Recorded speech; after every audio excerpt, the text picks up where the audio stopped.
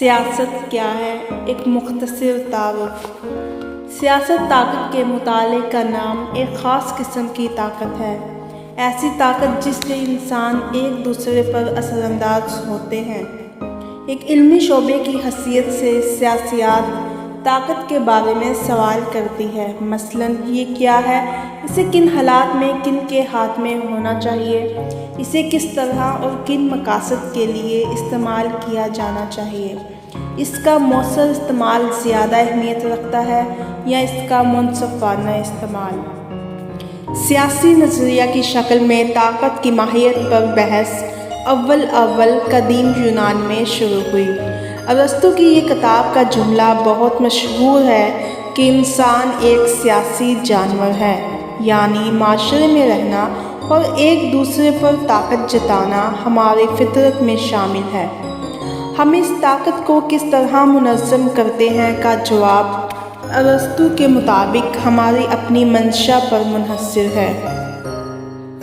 تھیوسیڈیڈس اپنی کتاب میں کہتے ہیں، طاقت پر اپنی منمانی کرنے کے لیے آزاد ہے، جبکہ کمزور کا مقدر طاقتور کی چرادستیوں کا نشانہ بننا ہے۔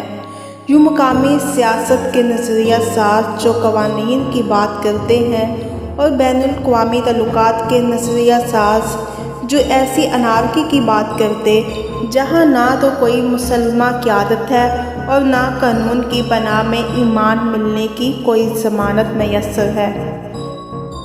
دونوں کے درمیان ایسی تقسیم پیدا ہوئی جو آج تک چلی آ رہی ہے۔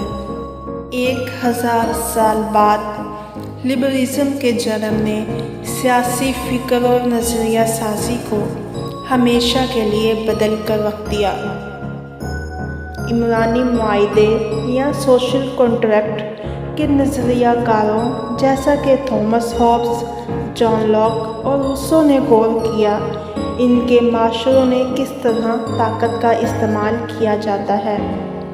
جہاں بادشاہوں کا دعویٰ ہے کہ حکومت کرنا ان کا حق ہے، انہوں نے کہا حکومت تبھی جائز ہوگی جب عوام اسے خود پر حاکمیت کی اجازت دے۔ ان مفکرین کی اثر پذیری نے گویا سیاسی دنیا کو سر کے بل کر دیا۔